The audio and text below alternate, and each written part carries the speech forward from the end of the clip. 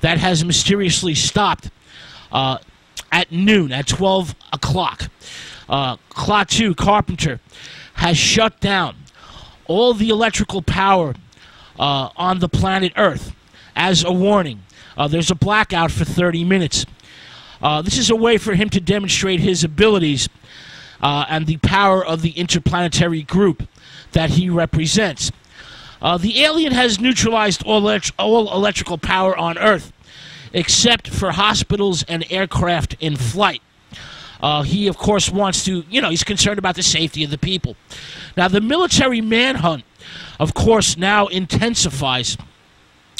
And Klaatu knows that he will soon be killed and gives the widow Helen instructions. He tells her if he is shot and killed, Gort the robot that has been silent will awaken. The metallic man is filled with awesome power and can easily destroy the Earth. If Klaatu is killed, he will run amok and, destroy everything in sight. Helen must go to the spaceship and tell Gort 3 words. These 3 words are Klaatu Barada Nikto. All right, I'm going to say that again. Klaatu Barada Nikto. Now, Klaatu/Carpenter is then shot and killed by the Army, who, of course, shoot first and ask questions later. He has been betrayed by Helen's boyfriend, Hugh Marlowe, a man who values fame, money, and power more than love or integrity. Now, Helen, the widow, goes to the spaceship. Gort has been reactivated by Klaatu's death and quickly disintegrates the 2 guards keeping watch over the spaceship. Helen approaches the robot. Gort raises his visor again and is about to strike. The robot is about to disintegrate her. But Helen says the 3 words, Klaatu Barada Nikto, and Gort carries her to the spaceship and then reclaims Klaatu's body and revives him. Klaatu rises Christ-like from the dead. Now, this is a deliberate parallel. Remember, his name on Earth is Mr. Carpenter. A carpenter, of course, being the profession of Christ, the profession he has learned from his earthly father, Joseph. The Christ comparison is not subliminal. It is immediately obvious. Klaatu Carpenter is a friend to children and has wisdom, knowledge beyond an ordinary human being. Now, film censors, the Motion Picture Association of America, goes apeshit over Klaatu's resurrection and essentially limitless power. And, they demand changes. Klaatu, rising from the dead, must be only temporary. The alien cannot defeat death. Lines are inserted into the film. Michael Rennie tells Patricia Neal that his resurrection is only temporary. The power over death, the power over life and death is reserved for the Almighty Spirit. Now, Klaatu has been revived and addresses the assembled scientists. Planet Earth. Human beings are violent, and their first steps into space have made them dangerous to the entire universe. The earthly space programs threaten to extend this violence to other beings and other planets. And he tells the people of Earth, the scientists, that other planets have an effective method to curb violence and destruction. The establishment of a robot police force, submission to the rule of implacable, uncorruptible, and disinterested robots. Of course, this is a very authoritarian proposal.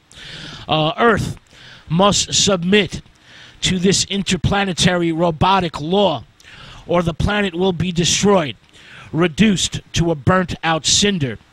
Klaatu, having finally delivered his message to the people of Earth, the soft-spoken and human-seeming Christ-like alien now ascends into the heavens and awaits an answer. Now, the theme of the day of the Earth stood still is basically that once humanity has passed a certain technological and evolutionary threshold, technology becomes the ruler. People, humanity, are destined to become the servant of nuclear technology. The only option is to master atomic weapons, or destruction is inevitable. Klaatu the alien is not exactly on our side in the Cold War, yet he's depicted as peaceful and benevolent. Now, the film is based on a novella by Harry Bates. It's called Farewell to the Master. It was published in the Astounding Science Fiction Pulp Fiction magazine in October 1940.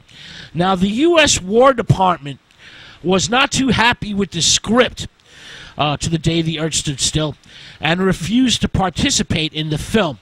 The sets for the interior of the spacecraft were designed by Thomas Little and Claude Carpenter. They collaborate with the great architect Frank Lloyd Wright on the design of the inside and the outside of Klaatu's spacecraft. The inside has a futuristic interior that's similar to Frank Lloyd Wright's Johnson Wax headquarters that was built in 1936. This is a very experimental, futuristic design that's created to resemble, it's a type of living tissue. Now, Gort, the robot, which is an unforgettable character in the film, was played by Locke Martin, a 7-foot-tall usher at Grauman's Chinese Theater. 2 metallic suits were used, one with a zipper in the front and another with the zipper in the back. The robot sequences were filmed in half-hour segments in order to avoid discomfort from Mr. Locke Martin. Memorable music is in the film by the great Bernard Herrmann, who uses very unusual instrumentation for the time. There's electric violin and cello. There's vibraphones. There's Hammond organs. And there's theremins. There's lots of overdubbing and tape reversal effects. This is a very influential soundtrack, a classic of its kind. Now, the phrase Klaatu Barada Nikto becomes the most famous command in science fiction and appears repeatedly in fiction, in short stories, in novels, in movies, in television, and it's all over pop culture. Now, no translation for the phrase Klaatu Barada Nikto is given in the movie, and there has been endless speculation over the decades as to its exact meaning. But Klaatu Barada Nikto seems to be a type of safe word that deactivates the robot's deadly force. The phrase was cooked up by Edmund North. North wrote the screenplay. This phrase is not in the original novella. All right. With that thought, we're going to take another musical break. When we return, we're going to examine the early Cold War era debate over good atoms versus bad atoms, and the debate's portrayal within the radioactive sci-fi films, invasion films of the 1950s, especially This Island Earth. But first, some more music. This is the great, the immortal Jimi Hendrix with a song called Up from the Skies. Stay with us. This is God Rock Radio.